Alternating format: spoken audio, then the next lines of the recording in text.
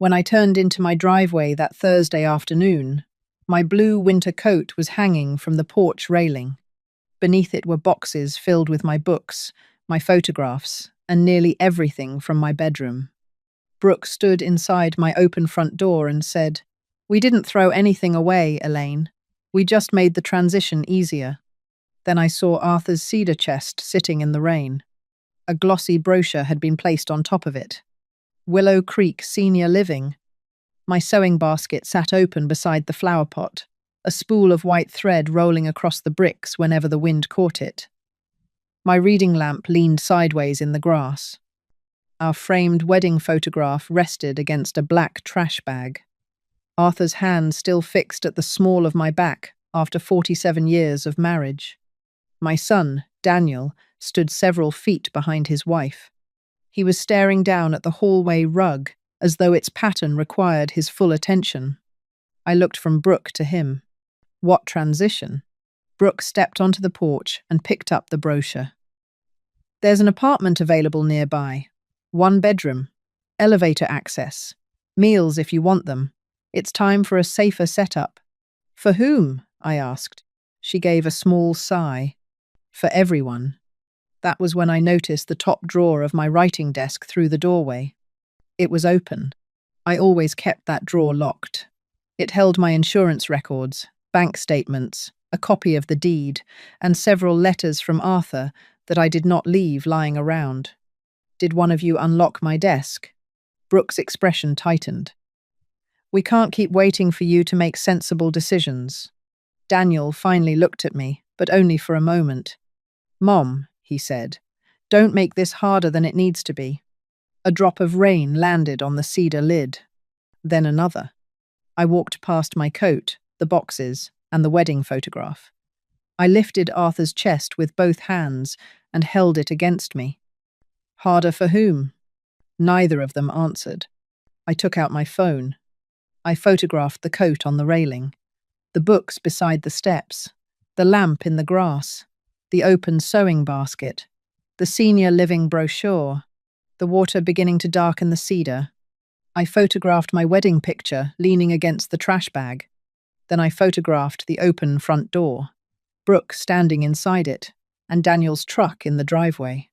They thought I wanted proof of their cruelty. That was only half the reason. I carried the chest to my car and placed it carefully on the back seat. When I returned to the porch, Brooke was still watching me. "Do you really need to make this into a scene?" she asked. I looked at the boxes surrounding us. "I'm not the one who put the scene on the porch." Daniel shifted behind her but said nothing. I took one final photograph of the desk drawer standing open. Then I called my sister June. "Would it be all right if I stayed one more night?" I asked. There was a pause. June knew me well enough to hear what I was not saying. "Of course," she replied. "Are you safe?" "Yes, I just need somewhere quiet." Brooke followed me down the walkway as I opened the driver's door. "We already paid the holding deposit," she said. "That apartment may not remain available. We did this because we're worried about you." I turned to face her. "With whose money?" For the first time that afternoon, her confidence slipped. Her eyes moved toward Daniel before returning to mine. He handled it. Daniel still had access to the household credit card I had given him for groceries and genuine emergencies. I did not mention that. Not yet. I climbed into my car and closed the door. My hands stayed steady until I reached the end of the street. Then the tears came. Not because I believed they had taken my home. They had not. I cried because my son had stood beneath a dry roof and watched Arthur's hands sit out in the rain. When I could speak clearly again, I called Martin Ellis, the attorney who had handled Arthur's estate. His assistant offered me an appointment for Monday morning. I accepted it. As I drove toward June's house, I kept thinking about how 6 months of help had quietly become 18 months of surrender. It had not begun badly. I was 72 by then, and 4 years retired from the public library system. I had spent most of my working life helping people find what they needed, even when they could not quite name it. By the time I retired, I was managing the same neighborhood branch where I had once shelved books for minimum wage. Arthur used to say, I could remember where every book belonged, but never where I had left my glasses. We bought the house when Daniel was 7. It was a plain brick place with 3 bedrooms, narrow closets, and a kitchen that had not been updated since the early 70s. There was nothing grand about it, but it was ours. Arthur built the living room bookshelves himself. The first set leaned slightly to the left, though he denied it until the day he died. I refinished the kitchen table one summer while Daniel played in the yard. We saved for every repair. A roof 1 year, plumbing 2 years later. Windows, when we could finally afford them. Whenever there was a little extra money, we paid it toward the mortgage, even if it was only $50. The cedar chest came from wood. Arthur had left over after replacing the pantry shelves. Inside that pantry doorway, Daniel's height marks were still written in pencil. Age 8, age 10, age 13. Arthur had added the dates in his careful block handwriting. After Arthur died, the house changed without moving an inch. The refrigerator sounded louder. Evenings seemed to come earlier. Some rooms felt as though they were waiting for footsteps that would never return. Still, it was the one place where I never felt like a visitor. Daniel checked on me often at first. Sophie came by after school, dropped her backpack beside the kitchen table, and ate whatever I had baked that week. I believed we were still a close family, only shaped differently by loss. Then Daniel lost his regional sales job. I offered them 2 bedrooms for 6 months. No rent. Just time to get steady again. Martin suggested a written occupancy agreement. I nearly refused. They're family, I told him. I don't want them feeling like tenants. Martin folded his hands on his desk. Clear agreements protect loving relationships from unclear expectations. So Daniel and Brooke signed. Daniel skimmed the first page. Brooke barely looked down before writing her name. I understood contracts better than Brooke imagined. I had spent years reviewing city budgets, vendor agreements, and library paperwork. I simply never believed I would need a contract to protect myself from my own son. Brooke signed that paper in less than a minute. 18 months later, that careless signature would matter more than every promise she made me. At first, she seemed grateful. She cooked dinner the first 3 nights and brought home a small bunch of yellow flowers for the kitchen table. She thanked me for giving them room to breathe and said more than once, "This is only temporary, Elaine. Just until Daniel finds something steady." Temporary became their favorite word. The boxes in the hallway were temporary. The extra shoes by the door were temporary. The mail arriving in Daniel's name was temporary. So was the second refrigerator Brooke wanted for the garage. Then one morning, I reached for my blue and white breakfast plate and found the cabinet empty. Brooke had moved my everyday dishes to the highest shelf in the pantry. "They're a little dated," she said. "I put the cleaner set where people can see it." A week later, she replaced the living room curtains without asking. She said the old ones made the room look tired. Soon, when her friends visited, she spoke about settling into the family house, as though the house had been waiting for her rather than sheltering me for nearly 4 decades. Daniel applied for jobs at first. Then the interviews became less frequent. There was always a reason. The salary was too low, the commute was too long, the benefits were not good enough. Because I paid the property taxes, insurance, utilities, and most of the groceries, waiting did not cost them very much. It cost me more than money. One evening, Brooke said Daniel's back had been bothering him. The guest room mattress was too soft, and he needed proper sleep before interviews. She suggested they take the main bedroom. I remember looking at Arthur's side of the bed. His reading glasses were still in the top drawer, though I had not opened it in months. "It would only be temporary," Brooke said. So I moved into Arthur's old den. The room was small, but I told myself I did not need much space. That was how I explained nearly everything back then. Brooke began inviting people to dinner without asking me. During one of those evenings, a woman from her exercise class looked around and said, Brooke, your home is beautiful. Brooke smiled. Thank you. We're making it our own. She did not look at me. Later, I spoke to Daniel in the hallway. She lets people believe this house belongs to her, I said. He lowered his voice, as though I were the one causing embarrassment. She finally feels stable, Mum. Can't you let her enjoy that? That sentence stayed with me. My son was asking me to let his wife enjoy a lie, because the truth made her uncomfortable. Even Sophie began repeating what she heard. One afternoon, she carried my laundry upstairs and said gently, Mum thinks the stairs might be too much for you soon. She meant no harm. That almost made it worse. By then, I had given up my bedroom, my cabinets, and the right to feel like the first person consulted in my own home. But Arthur's cedar chest was still beside my bed. That was the one thing I refused to put away. Arthur gave it to me on our 25th wedding anniversary. He brought it into the bedroom after dinner, with a dish towel draped over the top, as though that thin piece of cloth could hide what he had been building in the garage for 3 weeks. One corner sat slightly higher than the others. The brass latch was not perfectly centered. When I pointed that out, Arthur ran his thumb across the lid and smiled. Handmade things ought to show the hands that made them. That was Arthur. He never mistook perfection for love.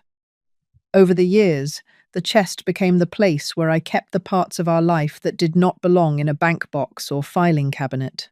His letters from the first years of our marriage, our wedding photograph, a pressed yellow flower from the first garden we planted, Daniel's childhood drawing of our house, with smoke curling from a chimney we never had, Sophie's first handmade birthday card, covered in purple glitter that still clung to my fingers whenever I touched it. Beneath those things was a small folded note in Arthur's handwriting, for the things that matter so they always have a place. After I moved into the den, I kept the chest beside the narrow bed. It made the room feel less temporary, though I was beginning to understand that Brooke considered me the temporary part. She disliked the chest. It's too heavy for this little room, she said one afternoon. We could put it in the garage until we decide what to do with it. I closed the lid. No, it stays with me. I did not raise my voice. I did not explain myself. It may have been the firmest answer I had given her in months. A few days later, I came home from the grocery store and found the chest in the hallway. Brooke was standing in the den, measuring the wall beneath the window. It was blocking the flow, she said. I'm trying to make the room work better. I looked at the chest, then at the measuring tape stretched across what had become my bedroom. That was the first time I understood she was not simply rearranging furniture. She was deciding which parts of my life deserved room. I carried the chest back inside and placed it beside my bed. I did not speak to Daniel about it. By then, I knew what he would say. Brooke was only trying to help. I was taking things personally. Everyone needed to adjust. So I said nothing. And Brooke learned that if she pushed gently enough, I would usually move. After that, the pressure stopped being about curtains and furniture.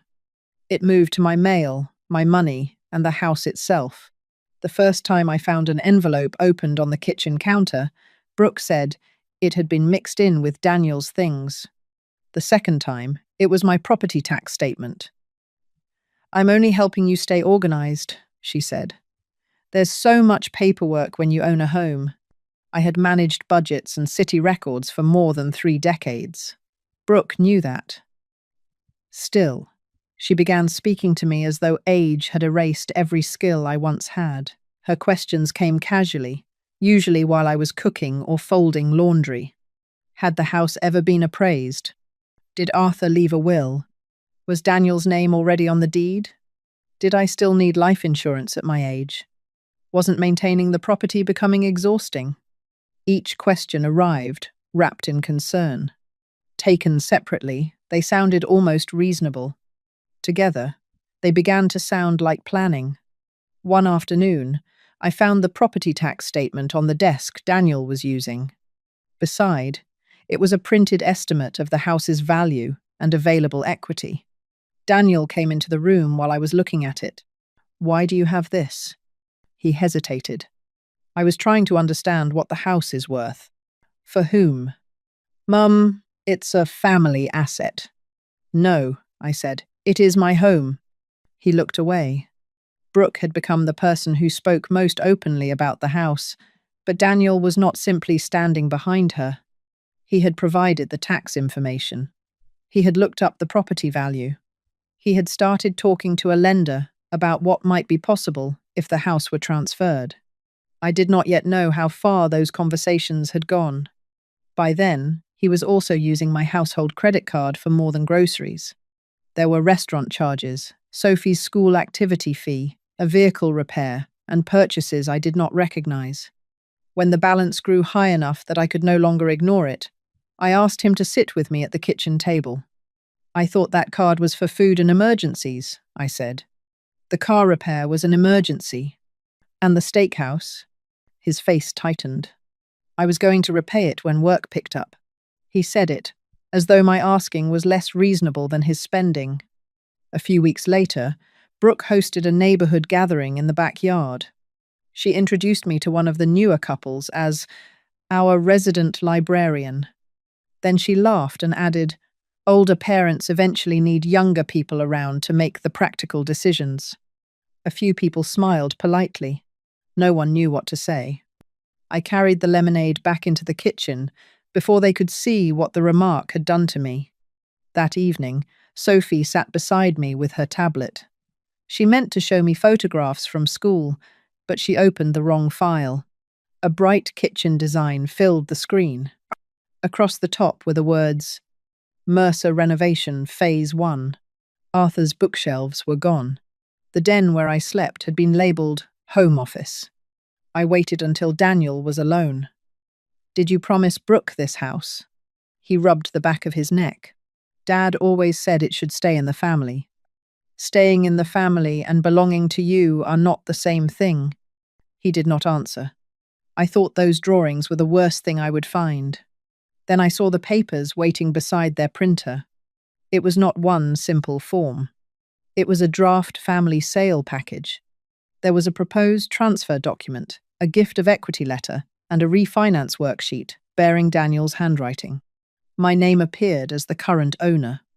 Daniel's name appeared as the proposed buyer.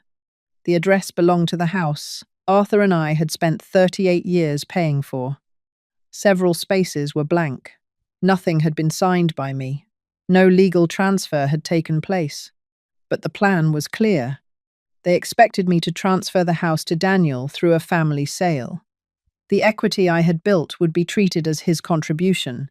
Then the property would be refinanced. A yellow sheet clipped behind the worksheet divided the expected money into neat lines. Pay off credit card debt. Clear Daniel's vehicle loan. Renovate the kitchen. Keep a small emergency reserve. Some notes were in Brooke's handwriting. Others were Daniel's. There was no line for me. No mention of what I would own after signing.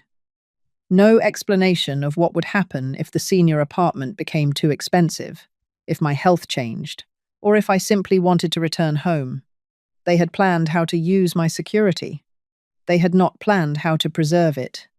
I photographed every page and returned the papers exactly as I found them. 2 days later, Sophie sent me a message. She meant to forward a school photograph, but a screenshot came through instead. It was part of a conversation between her parents. Brooke had written, "Once she is out, she'll sign. She won't want the embarrassment of carrying everything back inside." Daniel's answer was shorter. "Just don't push her too hard." I read those words 3 times. Until then, some part of me had continued protecting him. I told myself Brooke was leading and Daniel was simply tired, ashamed, or afraid of another argument. But he knew. He had researched the equity. He had spoken to the lender. He knew they planned to move me first and ask for my signature afterward. I drove to the library branch where I had worked for so many years and parked beneath the old maple tree. The building was dark. I sat in my car and let myself cry. Not for the house. For my son. for the boy whose height was still marked inside my pantry door, for the man who had decided I was easier to wound than his wife, was to disappoint. When the tears passed, I opened Arthur's cedar chest and unfolded his note. For the things that matter, so they always have a place. I had spent 18 months making room for everyone except myself. That night, my question changed. I stopped asking, how do I keep my son close? I began asking, how do I protect the years I still have? I saved the screenshot. I copied the account statements. I placed the photographs of the transfer papers in a private folder. But I still had not decided how to confront them. The following morning, I told June I needed 2 nights away. I wanted distance from the house before I said anything I could not take back. I packed a small overnight bag, locked my desk, and left without explaining what I had discovered. When I returned on Thursday afternoon, my coat was hanging from the porch railing. My books were in boxes. Arthur's cedar chest was in the rain. That was the moment uncertainty ended. That was why I photographed everything. That was why I asked whose money had paid the deposit. And that was why, by Monday morning, I had stopped wondering whether I was overreacting. I carried a canvas folder into Martin's office. Inside were the deed, the occupancy agreement, the screenshot, the credit card statements, the photographs from the porch, and the draft family sale papers. Martin read everything without interrupting. When he finished, he placed both hands flat on his desk. The house is yours, Elaine, solely yours. I already knew that. Still, hearing it spoken plainly steadied something in me. He explained that Daniel and Brooke had no ownership interest. The gift of equity letter and refinance worksheet were only parts of a proposed transaction. They meant nothing without my informed consent, a properly executed deed, and a legitimate closing process. None of those things had occurred. The occupancy agreement made it clear that their stay was temporary and that no permanent alterations could be made without my written approval. But they are still occupants, Martin said. You cannot simply change the locks or shut off the utilities. We do this properly. I want properly, I told him. I don't want cruel. He nodded. He explained what notice was required and what documentation we should preserve. The exact process would take time. I would have to let the notice period run and avoid doing anything that could be treated as an unlawful lockout. I signed the instruction page with the same pen Arthur had once used to sign our final mortgage payment. My hand did not shake. From Martin's office, I called the credit card company. Daniel was removed as an authorized user. A replacement card with a new number was issued. I separated automatic payments for the house from anything connected to his spending. Then I changed the passwords on my bank and insurance accounts, added transaction alerts, and moved the original property records into a secure box at June's house. I did not empty accounts or hide money. I stopped giving access that had never been permanent. Martin advised me to communicate with Daniel and Brooke in writing and avoid arguments until the formal notice was delivered. Then he asked what I wanted to do about my estate plan. For a moment, I looked down at Arthur's note inside my folder. I'm not asking you to destroy my son, I said. I'm asking how to make sure nobody can decide where I live again. Martin recommended a revocable living trust. I would remain in full control while I was alive. The trust would make my intentions clear and allow an independent successor trustee to handle matters later if needed. I also asked him to protect money for Sophie's education without placing it under her parents' control. By the time I left his office, nothing dramatic had happened. No doors had slammed. No one had been publicly shamed. But the first document had been signed, the first access had been removed, and the first boundary was no longer negotiable. Daniel discovered that before I even reached June's house, his card was declined at a gas station. The calls began the next morning before I had finished my first cup of coffee. Daniel called once, then again 3 minutes later. I let both calls go to voicemail. Not to punish him, I needed to hear what he said when I was not there to soften it for him. "Mom, something's wrong with the card," he said. "It was declined yesterday. Call me when you get this so we can straighten it out." He called it the card, as though it belonged to the household instead of to me. A few minutes later, Brooke sent a message. "We are worried you are making decisions while upset." I read it twice.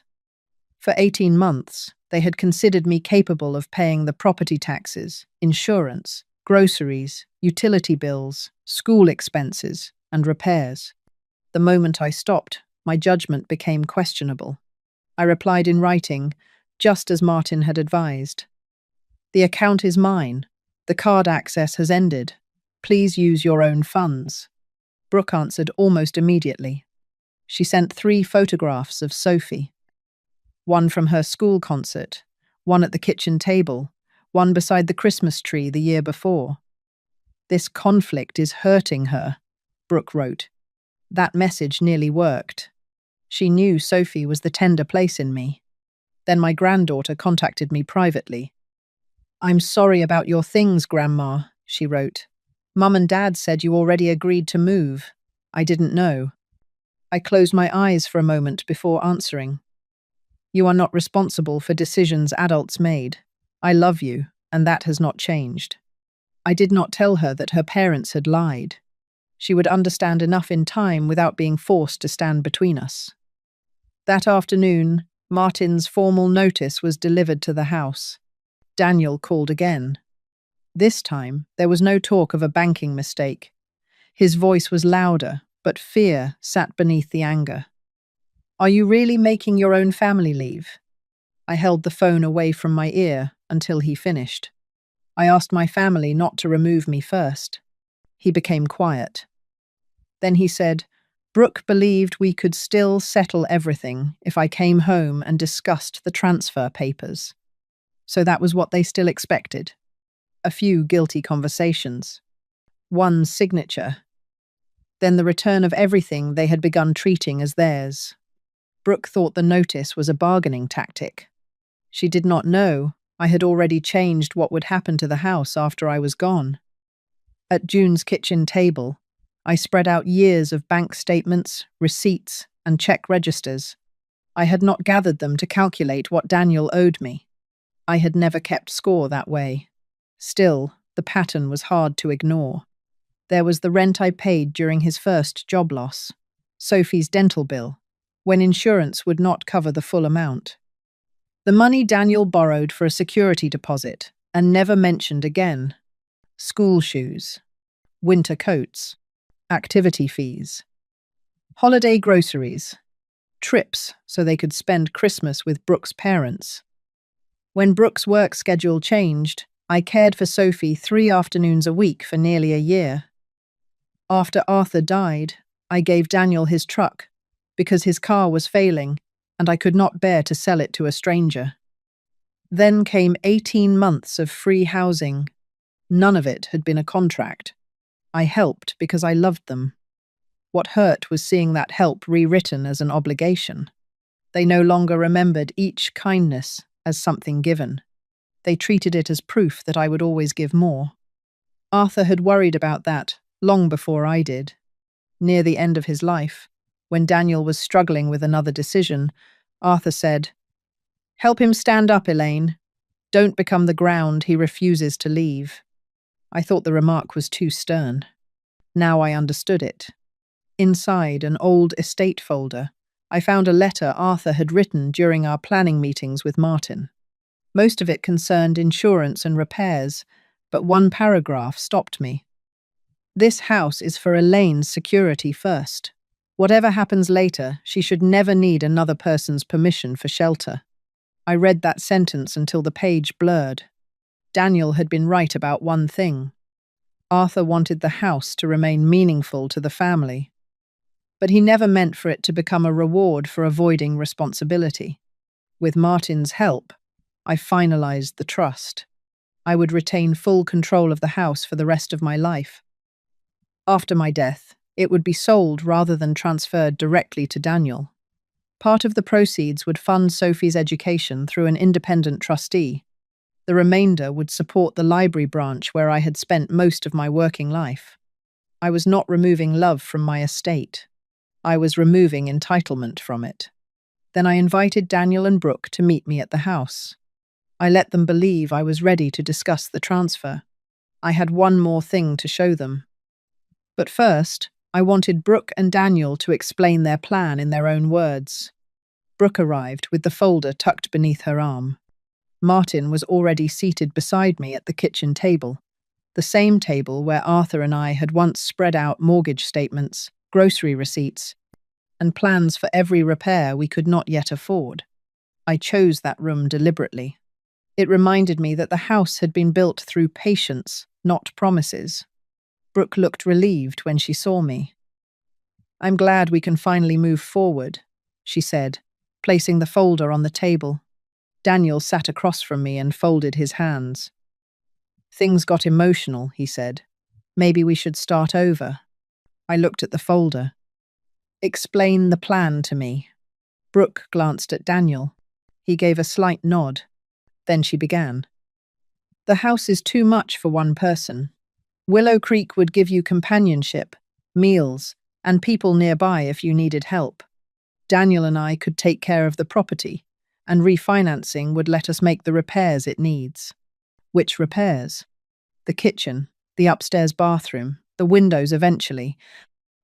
"The windows were replaced 6 years ago." Brooke's mouth tightened. "The point is, the house would stay in the family. You wouldn't have to worry about bills or maintenance anymore." I rested my hands on the table. "And after I sign the documents in your folder, who owns the house?" There was a short silence. "Daniel would," she said. But nothing would really change. Martin made a small note on the legal pad in front of him. I looked at Daniel. "You spoke to the lender?" He nodded slowly. "Only to see what the options were." "Options for property you did not own. Mum, we were trying to make a plan. For yourselves." Brooke leaned forward. "It would benefit everyone." I asked, "Who receives the refinance money?" Her careful tone began to slip. "That is part of our financial planning." "Would it pay your credit cards?" She looked at Daniel. "Some debts would be cleared. That helps the whole family." "Would it pay for the kitchen you already designed?" "We need a functional home." "It has been functional for 38 years. Daniel leaned forward. "Mom, Dad always wanted me to have the house." I turned toward him. "Your father wanted you to become a responsible man, Daniel. He never meant the house to do that work for you." His face changed. He looked down at the table. Brooke pushed the folder toward me. "We are trying to make sure everyone is taken care of. You are turning this into something ugly." Martin spoke before she could continue. "Mrs. Mercer is asking direct questions about a proposed property transaction. She is entitled to direct answers." Brooke looked at him, then at me. "I cannot believe you brought an attorney into a family matter. Do you have any idea how humiliating this is?" I thought of my wedding photograph against the trash bag, my coat on the railing, Arthur's cedar chest collecting rain while the neighbours' curtains shifted. "You placed my belongings where the neighbours could see them," I said. "I brought one professional into a private room." Brooke sat back, wounded now that her own actions had been described without decoration.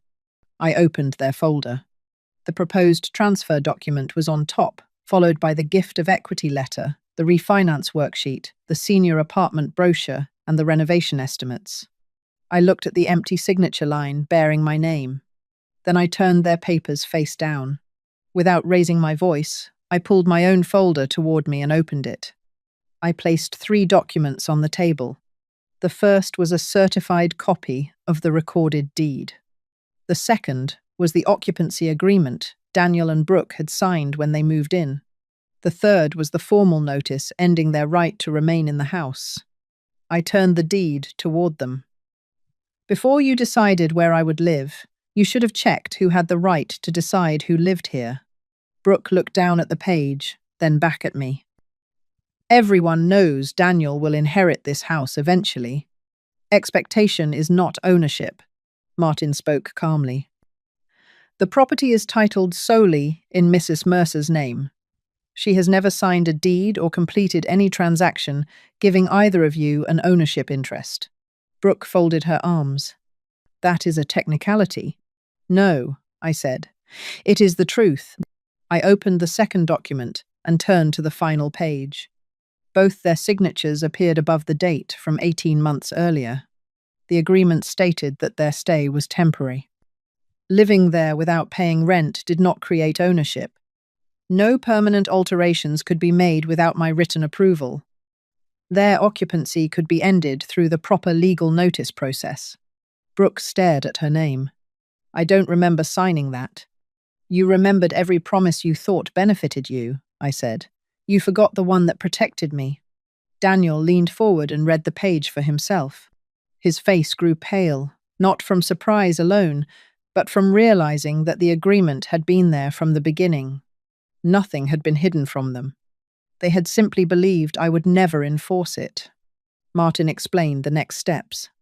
The required notice period would be honored. The utilities would remain active while they were still lawful occupants. They were responsible for preventing damage, and no renovations or structural changes were permitted. I would no longer pay their personal bills.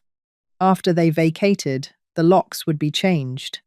Then I told them the house had been placed into a revocable trust for my protection. Daniel looked at me. Did you take me out of the will? The question came so quickly that even Brooke turned toward him.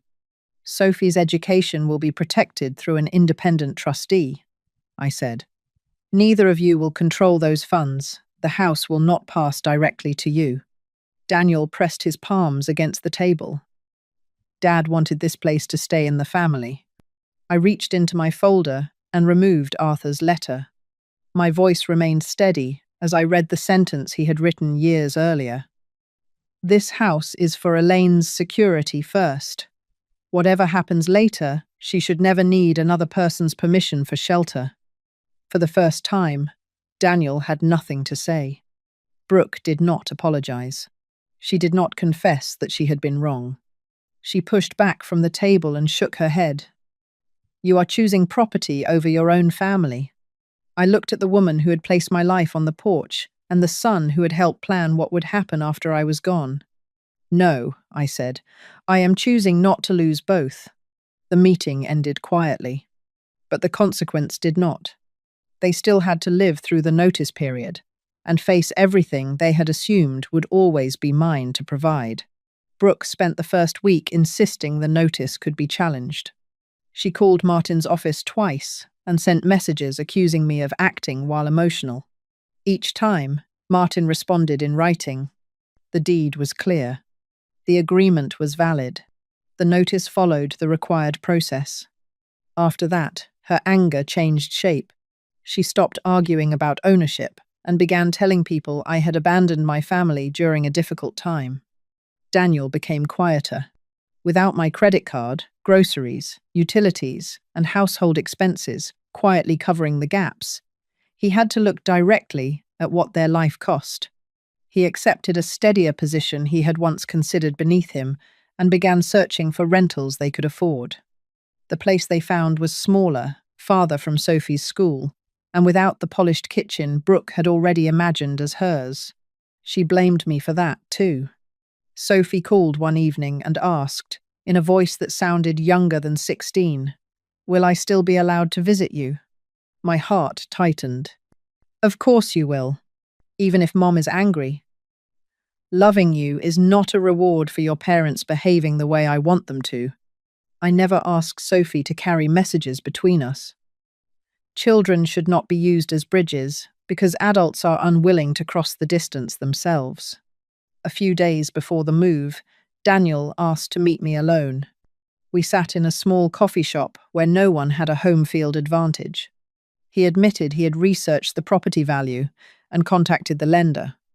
He also admitted he knew Brooke intended to pressure me into moving. I thought you'd be upset at first, he said, but I believed you would adjust. There it was. Not cruelty exactly. Something quieter and more painful. You counted on me being easier to hurt than your wife was to disappoint. He looked down at his hands. "I'm sorry, Mom." I believed he felt regret. But regret is only the beginning. It is not proof that someone has changed. "I hear you," I said. "Trust will take longer." Brooke never offered a real apology. She continued calling me selfish, which finally taught me something useful. A boundary does not become wrong simply because the person who benefited from its absence dislikes it. When Daniel and Brooke moved out, I did not feel victorious. I felt tired. Then I unlocked the front door, stepped into the quiet house alone, and began deciding what I wanted to restore and what I was finally ready to change. The next morning, a locksmith replaced every exterior lock. I photographed each room before moving anything, just as Martin had advised. There was no serious damage. Only empty nail holes, scuffed walls, and the strange feeling of seeing my own home after someone else had treated it like a future possession. I moved back into the main bedroom, but I did not try to return everything to exactly where Arthur had left it. Loving him did not mean the house had to remain frozen in grief. I turned the downstairs den into a reading and sewing room. I placed my favorite chair near the window, returned my everyday dishes to the kitchen cabinet, and rehung photographs of Arthur and Sophie. A week later, 3 women from my old library branch came for lunch. We ate soup at the kitchen table and laughed loudly enough to fill the rooms again. My Sundays returned too. Coffee before sunrise. The newspaper folded beside my plate. Music playing softly while I watered the plants. Daniel and I began meeting occasionally in public. He was not given a key. He had no access to my accounts and no permission to arrive without calling. Those boundaries were not punishment. They were the conditions under which a relationship might slowly become honest again. Sophie visited on her own. We baked, read, and talked about ordinary things. I never made her defend me. The cedar chest needed gentle sanding where the rain had marked the lid. When the wood was smooth again, I placed it beneath the window in the room I had chosen for myself. For the first time in months, the silence in my house did not feel tense. It belonged to me. On Sunday morning, I sat at my kitchen table with my cup where I wanted it, and Arthur's cedar chest resting safely beneath the window. For years, I believed keeping the peace meant making room for everyone else.